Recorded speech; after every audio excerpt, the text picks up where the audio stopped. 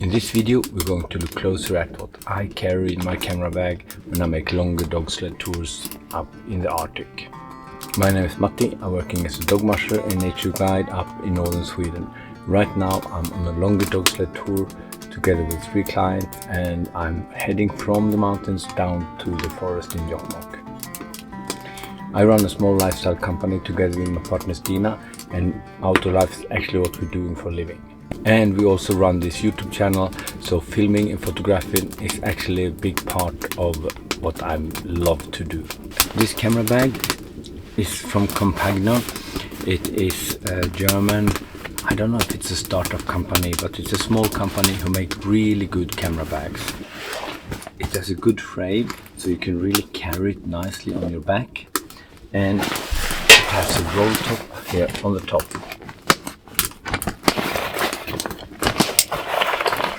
So you fit a lot of extra gear like clothes, maybe some food and so on top of everything. Magnetic. What I want from a camera bag is that I should carry a little bit more than only my camera gear if I do a hiking tour. And I have a lot of camera gear, so I need a roomy camera bag. Now let's look what's in the bag. So during the winter I really want a camera bag that I put like this, with the carry system here up. You should be able to open it like this and reach your camera gear. If you put it on the other side, this whole system gets snowy, and you will get all the snow on your jacket and it melts, and it's not nice at all. Here I use something from Peak Design. It's a system where I can click in my camera, so it's hanging here. It's SWISH compatible, but you need a special fast thing from Peak Design that also works on different kind of tripods and so on. In the camera bag I carry a notebook. In this notebook I have written down what I'm going to talk about. So let's see. So the first camera that comes up is a Sony A7 IV. It's a very good camera for vlogging with this flip screen, and I use a 24-105mm lens on this, but we'll come back to that later. This camera is good for filming, it's good for photographing, so it's more an all-round camera. On this camera I have mounted a half cage from Small Rig with a top handle, because when I have the camera in the sled I want to pull it out, and then I can't pull in the camera, so I pull in the top handle, and yeah, that saves the camera a lot. I also have a microphone that's called NTG. It's a good microphone with a lot of settings, and I very often forget how to use it. But you can adjust the volume here, and you can put wind noise cancelling things, all that things. It's a battery in the microphone, so you need to charge it. This is the second year I use this microphone, and I can already now see that the battery don't keep up as good as it was in the beginning.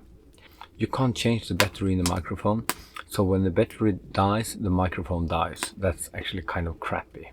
On this camera I have a 24-105mm lens, and 24mm is really good for vlogging when you're talking to the camera like this, and 105mm, then I can still reach a little bit when I'm filming the dogs or when I'm filming people, or yeah, whatever. I think it's a really all-round lens with stabilization and everything. It's not super good in low light, but this camera itself, I'm not happy with it in low light at all. It's too many megapixels for a camera, make it less good in low light. Then we come to the next one. This is my old camera, Sony A7 III.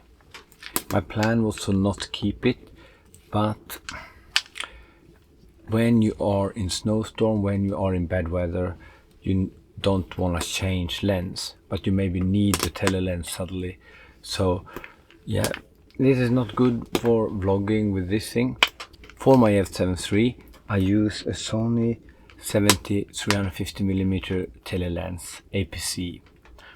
APC means it is made for smaller sensors, so I had to use this camera in crop mode, and that makes the lens to become something from 112mm up to 560mm. So this small tiny lens, you find them for a good price. It's really good if you make film and you don't want to carry a huge lens. I have a 200-600mm, much better with low light back home, but for when I'm out here I just need to pull it up. I'm actually here for making guided tours, so I need something small, I need something easy to use, and this is a really good setup for tele shootings. This lens is not good for low light filming. And right now I'm filming with camera number 3, and that's a camera with 12 megapixel. It's a Sony ZV-E1, and it's 12 megapixel. It's a really good low light camera, and yeah, I bought it because I was disappointed on my A7 IV. So on this camera I have a 20mm 1.8, and this setup is a really queen of the low light. I also have a Rode VideoMic 2 on this camera, and this sound right now I'm recording with that microphone.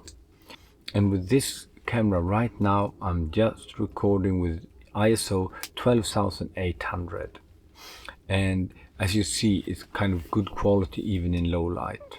The small rig is on this camera too, with the top handle, so I easily can take it up and down from the camera bag.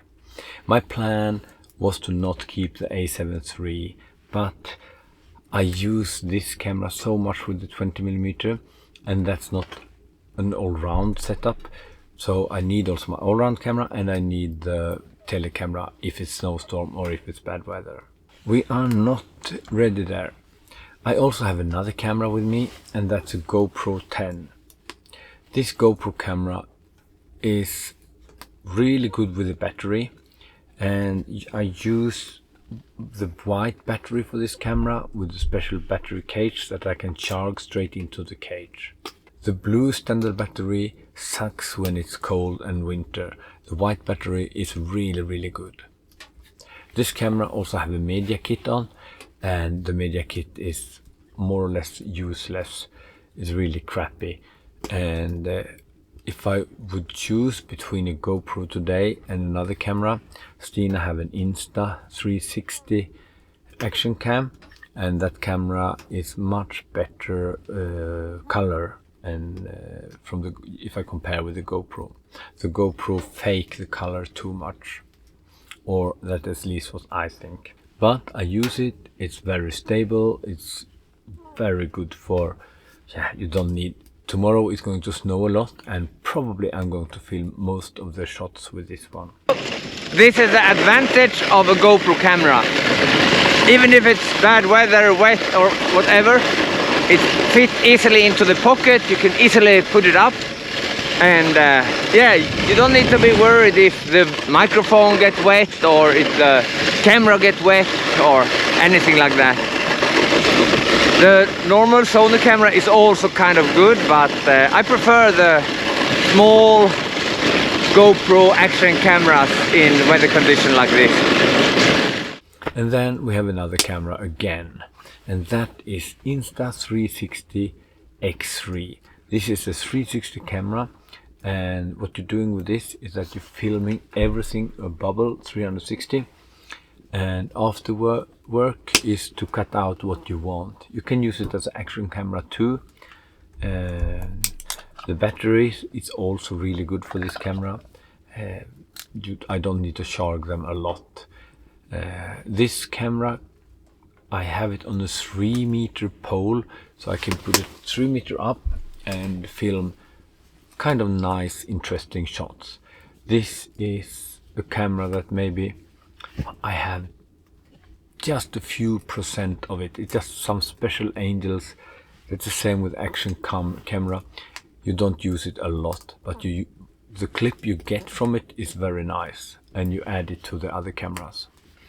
And then we have a drone, and I'm using a DJI Mavic Mini 3 Pro, and I have the Fly More kit with extra batteries, and I also have this remote control with the special thing that you put on top, this remote control, so I can really fly it, and it's a really good screen. And this drone is super easy to fly if I compare to the other ones. I have sensors, so I can't fly into things. Of course I can, I'll try that too, but it's really good. You have to be a little bit careful with moisture and with snow, of course, but and the battery needs to be warm when you're starting it, of course. I use one of these power banks that also work as a hand warmer. Switch it on, put it close to the battery, heat up everything for 20 minutes, 15 minutes, and then launch the drone. So this is really good. Then I keep the drone in a small waterproofish bag, like this. It's the same with the drone as the action camera and the 360 camera. You don't use a lot of clips from it, but the ones you get is really nice to have. Then I have a lot of extra batteries. All my 3 cameras run on the same battery. Really good. I have this skin that you usually use for cars. Very good for taking away moisture, cleaning the lenses and all that. I usually wrap these cameras into one of them when I pack it, like so the cameras not are close together. I have a notebook and a pen, and I try to put down ideas I have. Of course I also use the telephone for taking notes, but I think to have some paper and pen, for me I'm the old school, of course. I also have a small binocular. It's a Vortex 8x28mm. So the front lens is 28 and it makes things 8 times bigger. It's a small one, it's a nice one. And I also have on all cameras, on the binoculars, I have this Peak Design small things.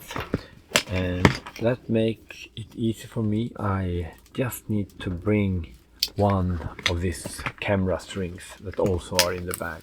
And this is a small one. Sun protection right now also, very important. When we talk about tripods, I already mentioned the 3-meter selfie stick for the Insta360 camera. I have another thing for the GoPro camera. It's called Swan Neck or something like that.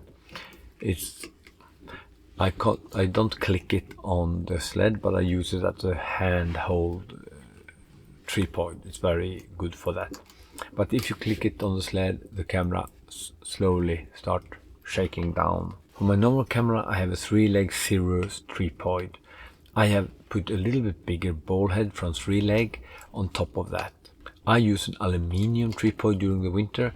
I have a coal fiber, but the coal fiber is more fragile if it gets hit, and if it's cold or something like that, they can crack. The aluminium is more sturdy, and during the winter the weight is less important for me than during the summer. So I use an aluminium tripod that is quite cheap, quite lightweight. It's 1.2 kilo, maybe something like that. There is also place here for paper, maybe a computer. I also carry filters for my drone, cable for my iPhone, and then I carry 2 of these ones, you know, tools, IKEA. They come with IKEA. You also need them for fasten for the tripod and for fasten the things that's under the camera. Because under each camera I have one of these plates, quick thing from Peak Design. I can click it on here hanging, or I click it on the tripod. And these ones you sometimes need to open or close, so you need a tool for that. In the roll top I carry 2 waterproof dry bags. These two dry bags are good if I want to bring my camera quickly into warm space, because then I can put my camera in this and I avoid a lot of condensation on the camera. I get the condensation on the outside of the dry bag instead.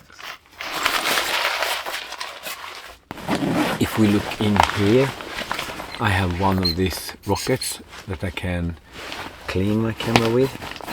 I have a power bank from Nightcore, a power bank that gets warm when I use it, some extra memory card, and extra props and tools for my drone, matches, outdoor life, you know. And right now I'm in the tent just outside Sarek National Park. Tomorrow they promise a lot of wet snow. It will be a wet day tomorrow, so we will see. Yeah, not super nice weather, but this is what we have. You see, everything gets slushy. If there is anything you want to add to this video, is there some gear I should sell? Should I swap some camera? Is it too much gear, too little gear, or what do you think? Feel free, leave comment, and thanks for watching. See you next video. Ciao.